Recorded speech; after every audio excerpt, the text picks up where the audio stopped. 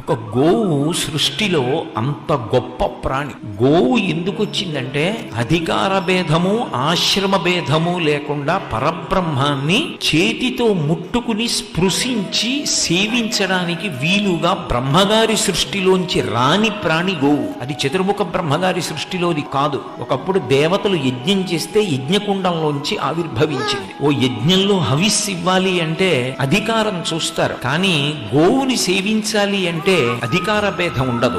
ఎవరైనా గోవుని సేవించవచ్చు. మీరు గోవుకి తీసుకెళ్లి ఒక అరటిపండు పెడితే ఆ అరటిపండు గోవు తిన్నప్పుడు సాక్షాత్ కామాక్షి పరదేవత ఆ అరటిపండు తిన్నట్టే. అన్నిటికీ ప్రత్యామ్నాయంగా వచ్చింది గోపూజ. ఎవరైనా చెయ్యొచ్చు, ఎవరైనా ముట్టుకోవచ్చు, ఎవరైనా అరటిపండు పెట్టచ్చు. మంత్రం లేకపోయినా కూడా మీరు దానికి కాస్త పృష్ఠభాగంలో పసుపు రాసి బొట్టు పెడితే అది లక్ష్మీదేవి పాదాలకి రాసిన పసుపు పెట్టిన పారాణే